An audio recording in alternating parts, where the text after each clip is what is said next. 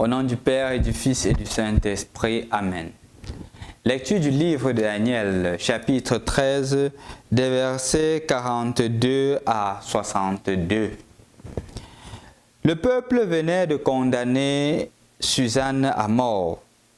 Alors, elle cria d'une voix forte: « Dieu éternel, toi qui pénètres les secrets, toi qui connais toutes choses avant qu'elles n'arrivent, tu sais qu'ils ont porté contre moi un faux témoignage.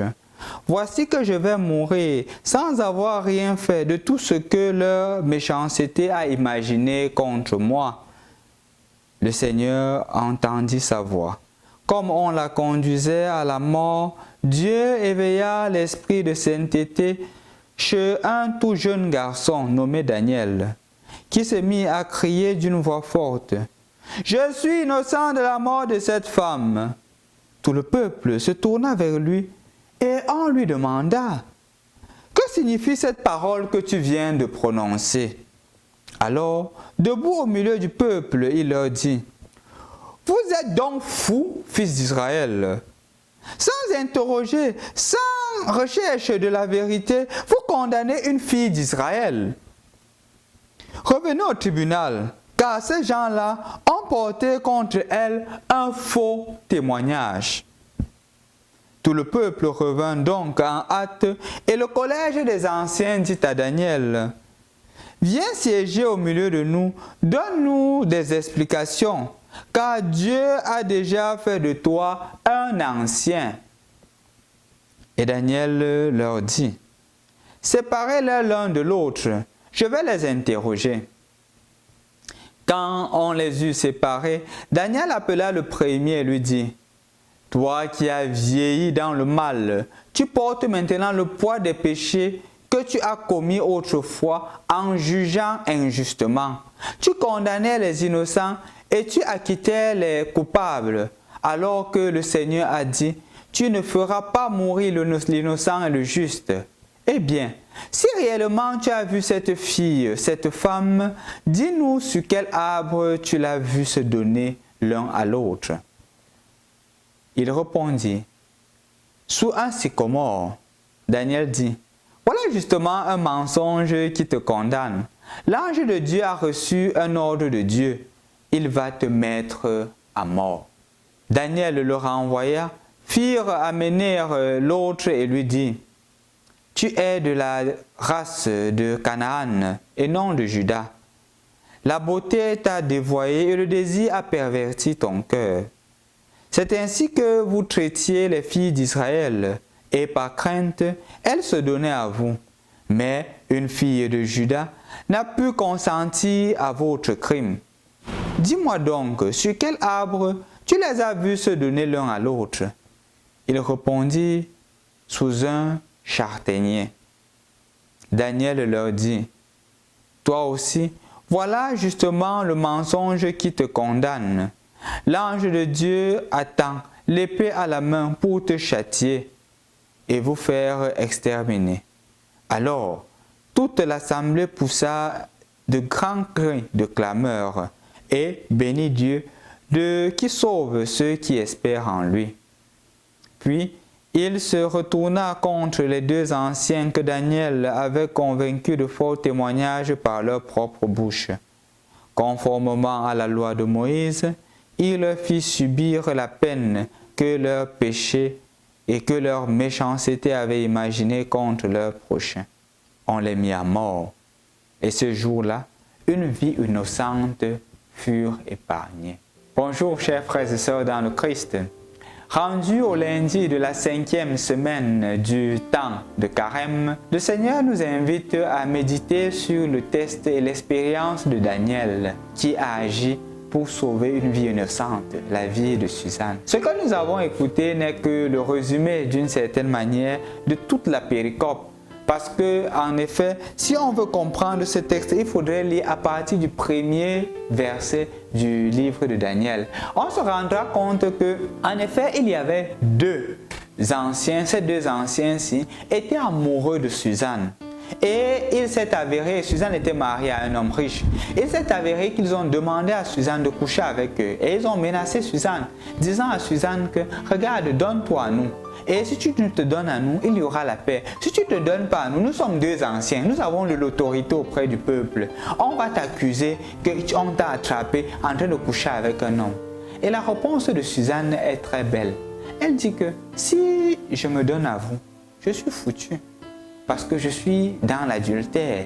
Comme nous avons écouté hier, la conséquence du crime de l'adultère dans Deutéronome chapitre 22, verset 22, c'est la mort. Ou, deuxièmement, si je ne me donne pas à vous, qu'est-ce qui se passe?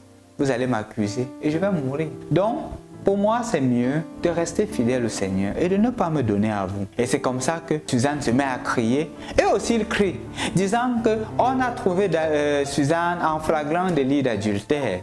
Et c'est comme ça que les gens viennent arrêter Suzanne. Sans avoir suivi le processus préparé à cet effet, on la condamne et on est sur le point de l'amener pour être lapidé à mort. C'est là que justement le Saint-Esprit suscite en Daniel l'action de la vérité.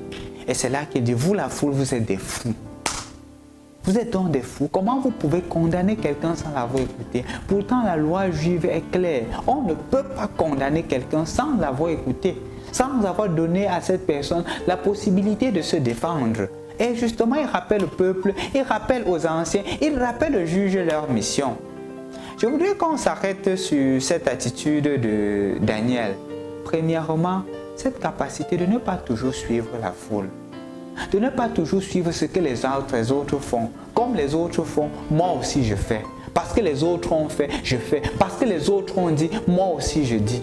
D'une certaine manière, le Seigneur est en train de t'appeler à prendre position. Et prendre position non pas par désir de suivre les autres, par désir de suivre la foule, mais par désir de suivre Dieu. Il y a combien de filles qui n'acceptent pas leur jeune situation, leur situation de famille pas riche et entrent justement dans le désordre sexuel pour avoir de l'argent. Ou peut-être, il y a combien de jeunes garçons, parce qu'ils n'acceptent pas leur pauvreté, se retrouvent en train de voler l'argent à la maison ou voler leurs amis pour montrer à ses amis que je suis aussi quelqu'un, ou avoir les derniers cris de téléphone.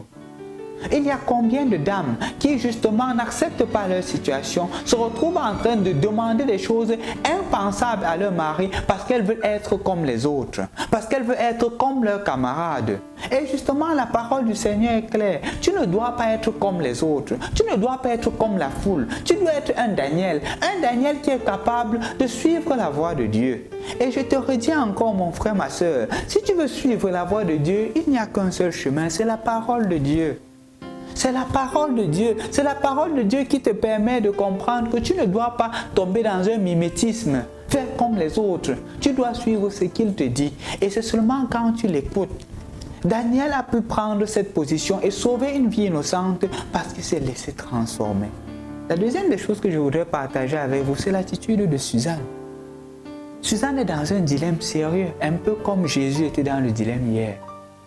Elle sait que d'un côté, soit elle commet l'adultère pour sauver sa vie, soit elle choisit son authenticité pour être justement en paix. Mais elle fait le choix de choisir l'authenticité parce qu'elle sait que le Seigneur n'oublie pas ses enfants. Elle le dit justement. Toi, tu sais que toutes choses avant, Seigneur. Tu sais que je devais être dans cette situation aussi. Et puisque tu sais, moi je te fais confiance. Je suis ta parole. Apparemment, tout était fait pour Suzanne, au point où on est en train de la conduire à mort. Et là, le Seigneur agit. Dans ta vie, mon frère, ma soeur, je continue à te le dire. Suis le Seigneur et tu verras qu'il agira pour toi.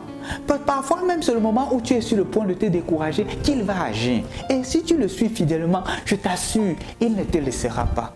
Il ne te laissera pas. C'est peut-être même à 2 secondes sur le point de la crucifixion qu'il va agir pour toi. Mon frère, je t'adresse cette supplication. S'il te plaît, sois un Suzanne, sois une Suzanne aujourd'hui. Quand tu seras dans la possibilité de mentir, dans la possibilité de voler, dans la possibilité de faire la corruption, à question de sauver ta vie, question de faire ceci, question de faire cela, dis non. Dis non, parce que le Seigneur est avec toi. Et tes bonnes œuvres ne sont jamais perdues. Tes bonnes œuvres ne sont jamais perdues, mon frère, ma soeur. je te supplie sincèrement, sois une autre Suzanne. Ce dont l'Église a besoin, comme disait le pape François, dans Christus Vivit, ce sont des jeunes témoins. Evangelii Gaudium, ce sont des jeunes, ce sont des personnes qui soient capables de porter la joie de l'Évangile. Le Seigneur voudrait que tu sois une autre Suzanne aujourd'hui. Le Seigneur voudrait que tu sois un autre Daniel aujourd'hui. Sois un Daniel et une Suzanne. Un Daniel dans la capacité de prendre position en faveur du pauvre, de prendre position en faveur du faible et de défendre le faible. Être une Suzanne aujourd'hui dans ta capacité de dire non au mensonge, oui à la vérité. Non à la tricherie, oui à l'honnêteté. Non au vol, oui à la justice. Non à l'injustice. C'est cela que tu seras, que tu es appelé à vivre. C'est en cela que le Seigneur veut que tu sois une lumière. Bonne journée. Au nom du Père et du Fils et du Saint-Esprit. Amen.